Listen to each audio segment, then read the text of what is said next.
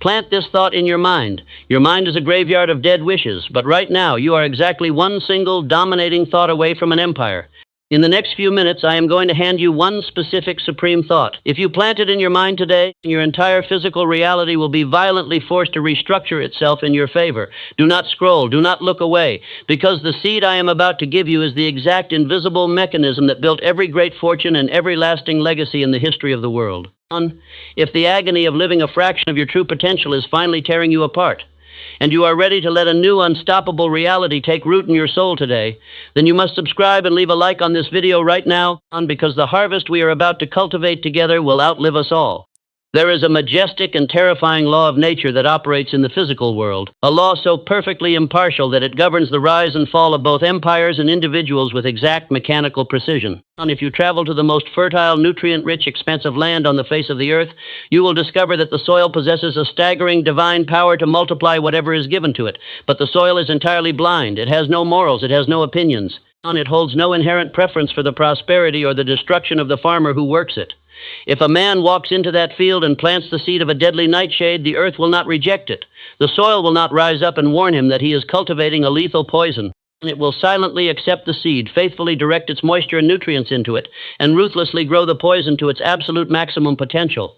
Yet, if that same man walks into that exact same fields and plants an acorn, the earth will deploy the exact same energy, the exact same nutrients, and the exact same silent power to grow a magnificent, towering oak tree. The earth does not care. It only returns what is planted multiplied. This physical law of agriculture is merely a shadow, a gross reflection of the ultimate invisible law that governs the human experience. And your subconscious mind is the most fertile, unforgiving, and incorruptible soil in the known universe. It is a vast, limitless acreage of creative power, infinitely more potent than any physical earth, and it operates on the exact same principle of blind, terrifying obedience. The subconscious mind does not possess a filter of self-preservation. It does not evaluate your thoughts to determine if they are beneficial or destructive, true or false, empowering or catastrophic.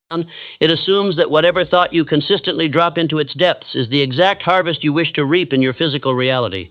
It takes the thought, wraps it in the invisible forces of manifestation, and relentlessly goes to work to transmute that mental seed into its precise physical equivalent. Herein lies the great tragedy of the human race. The masses wander aimlessly through the landscape of their own minds, entirely blind to the devastating power of the soil they possess.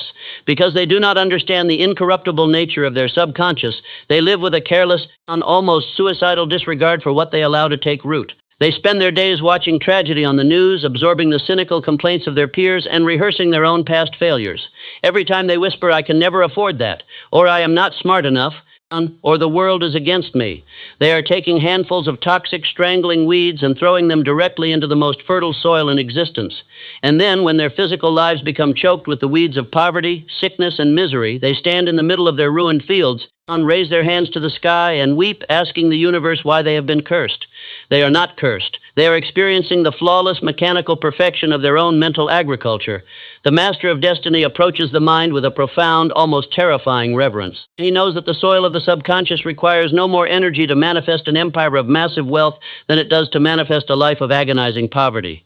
The effort required of the soil is exactly the same. The difference lies entirely in the conscious selection of the seed. When you finally recognize that your mind is this impartial, incorruptible machine, you are stripped of all your excuses. You can no longer blame the economy, your education, or your upbringing for the state of your harvest. You are forced to accept the staggering responsibility that you are the sole architect of your reality. If you desire a life of absolute abundance, commanding presence, and unstoppable momentum, you must cease the careless scattering of dead thoughts. You must deliberately select a singular, magnificent seed, a thought of supreme victory, unyielding health, or immense wealth, and you must press it deep into the dark, fertile soil of your subconscious mind. You must understand that the mind will not judge the audacity of your demand. It will not mock the scale of your ambition. It will simply accept the supreme thought, close around it, and instantly begin the silent, unstoppable process of forcing the physical universe to bend, warp, and reorganize itself to deliver your exact multiplied harvest. The soil is waiting in the dark. It is completely ready. The only question that remains is what you possess the courage to plant. Observe the great thrashing masses of humanity. They run frantically from dawn until dusk, exhausted, bleeding, and desperate for a breakthrough, yet their lives remain tragically, inexplicably barren. They believe their perpetual failure is due to a lack of effort, a lack of education, or a lack of favorable circumstances. But their exhaustion is merely an illusion of progress. They are victims of the most common and catastrophic error known to the human mind. They are scattered sowers. Imagine a farmer who walks into his fertile field on Monday morning and enthusiastically plants a seed of wheat. On Tuesday, overcome by impatience and a sudden change of heart, he digs up the wheat and plants corn. On Wednesday, terrified by the rumor of a drought, he stops watering the soil altogether. And by Friday, he stands in a barren, empty field of dirt, weeping at his terrible misfortune. This absurdity is the exact psychological sequence of the average individual. The subconscious mind is a mechanical executor of orders. It possesses infinite creative power, but it possesses absolutely zero ability to prioritize contradictory commands. When a man wakes up on Monday and passionately declares that he will become immensely wealthy, the subconscious instantly begins organizing the unseen forces of reality to manifest that wealth. But when that same man checks his bank account on Tuesday afternoon and allows a cold wave of terror, panic, and poverty consciousness to wash over him, he issues a new, highly emotional command to the deeper mind. He has just ordered the subconscious to halt the production of wealth and begin manufacturing poverty. He spends his entire existence locked in a devastating psychological stalemate, taking one step forward with his fleeting desires and immediately taking one step backward with his overwhelming doubts. His mind is completely paralyzed by the sheer chaos of his scattered instructions. Power is never generated through diffusion. Power is generated exclusively through concentration. Consider the rays of the sun. As they fall upon the earth, they are warm, gentle, and pleasant, but they cannot ignite a flame. However, if you take a magnifying glass and gather those exact same scattered rays, focusing them into one singular, blinding point of white heat on a piece of paper, they will instantly burst into a roaring fire. The human mind operates on this exact physical law. When your mental energy is divided among a dozen different wishes, 100 different fears, and 1,000 fleeting distractions, your creative power is so diluted that it cannot alter a single atom of your physical reality. You remain a warm, pleasant, and utterly ineffective presence in the world. To shatter the chains of mediocrity, you must invoke the absolute law of the definite major purpose. You cannot plant a chaotic handful of contradictory thoughts and expect a masterpiece to grow. You must isolate your mind from the deafening noise of the world and ruthlessly select one supreme, dominating thought, one specific financial target, one definitive legacy to leave. You must take this single master seed and drive it so deep into the soil of your subconscious that it completely eclipses every other desire. This thought must become a magnificent, all-consuming obsession. It must be the first image that strikes your consciousness when you open your eyes in the morning, and the final image that occupies your mind as you cross the threshold into sleep at night. When the subconscious mind is handed one clear, uncontradicted, unemotionally charged blueprint, its efficiency becomes terrifying to behold. Relieved of the heavy burden of conflicting orders, it channels the entirety of its infinite creative voltage into that singular objective. It will make you deaf to the whispers of critics and hyper-aware of hidden opportunities.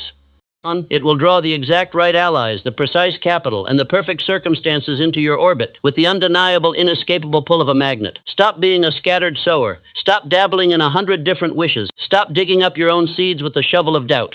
Select your one supreme thought, plant it in the absolute center of your mind, and refuse to look at anything else until the harvest is fully and physically realized. There is a grave misunderstanding that paralyzes the modern student of success, a sterile intellectual fallacy that reduces the grand mechanics of manifestation to a mere academic exercise.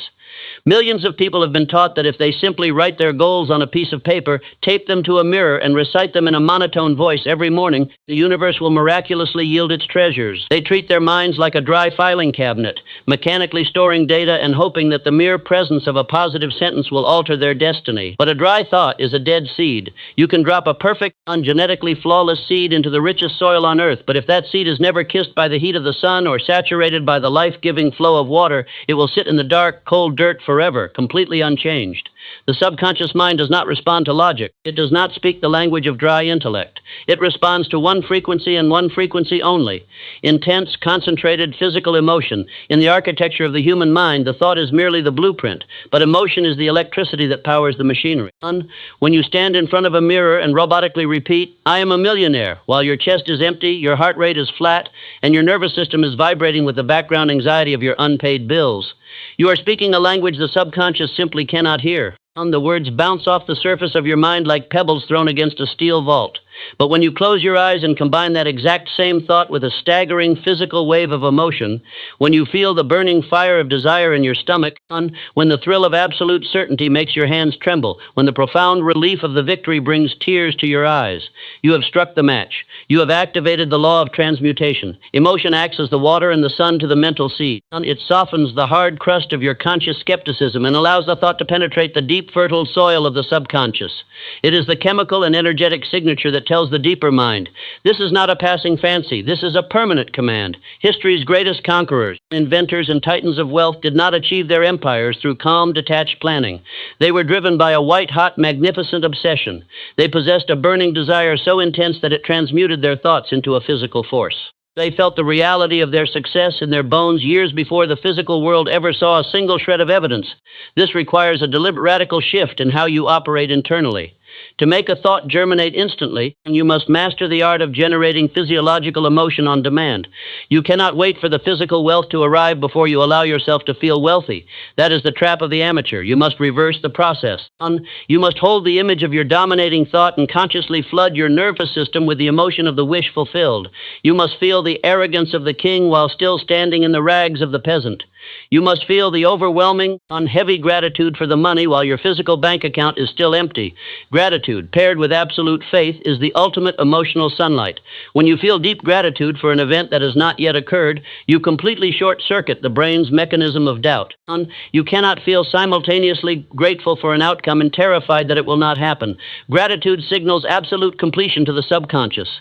When a dominating thought is planted in the mind and relentlessly drenched in the waters of burning desire and the sunlight of grateful faith, it is biologically, psychologically, and energetically impossible for that seed to remain dormant. It germinates immediately. It breaks through the invisible barrier between the mental and the physical realms, and it begins the violent, unstoppable process of organizing reality to match the intense emotional frequency you have commanded into existence. The moment you dare to plant a magnificent thought in the soil of your mind, you have declared a silent war on mediocrity. You have drawn a line in the sand, and the universe will immediately test your resolve. The greatest illusion harbored by the ambitious is the belief that once the seed of success is planted, the journey will be a peaceful, uninterrupted process of growth. Nothing could be further from the truth. The instant your master thought begins to germinate, a terrifying array of forces will converge upon your mental soil with one singular objective: to kill the seed before it breaks the surface. These forces are the weeds of your environment, the drought of temporary failure, and the invasive pests of your own historical insecurities. If you do not adopt the posture of a ruthless, cold-blooded guardian, your magnificent thought will be strangled to death in the dark, joining the billions of other dead dreams in the cemetery of human potential. And the most dangerous threat to your mental harvest will not come from your enemies. It will come from your friends, your family, and your associates. These are the weeds of the environment. When you hold a vision of extraordinary wealth and unyielding power, your mere presence becomes an uncomfortable mirror reflecting the stagnation of the people around you. To protect their own fragile egos, they will attempt to pull you back down to their level. They will not attack you with malice. They will attack you with concern. They will whisper that your ideas are too risky, that the economy is too fragile, that you should be realistic and settle for a safe, predictable existence. If you leave the gates of your mind unguarded and allow their cynical, fear-based logic to take root in your soil, their doubts will wrap around your master thought like a parasitic vine, choking the life out of your vision until your ambition withers and dies.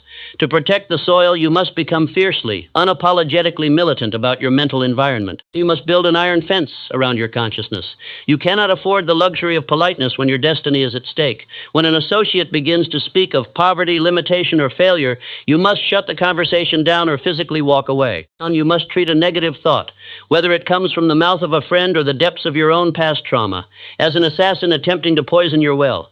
You do not debate with an assassin. You do not invite an assassin in for tea to hear their side of the argument. You execute them at the gates. You must develop the psychological discipline to recognize a thought of fear, doubt, or lack the second it arises, and instantly, violently replace it with the burning image of your dominating purpose. This vigilance must reach its absolute peak during the inevitable seasons of drought. As your seed grows, you will encounter setbacks. You will lose capital. Deals will fall through. People you trusted will betray you. The amateur interprets these temporary defeats as permanent failures, allowing the drought to kill their faith, and they abandon the field just moments before the harvest. The master understands that temporary defeat is merely the universe testing the depth of the root system. When the drought comes, you do not panic. You do not dig up the seed, and you double down on the emotional water. You hold the vision with a stubbornness that borders on absolute madness. You refuse to let your eyes dictate your reality by ruthlessly guarding the soil, by denying entry to every single weed of doubt, and by watering the seed with fanatical faith, even when the surface of your life looks completely barren. You ensure that the master thought survives the darkness. And any thought that survives the darkness of the guarded mind must inevitably, undeniably explode into the light of physical manifestation.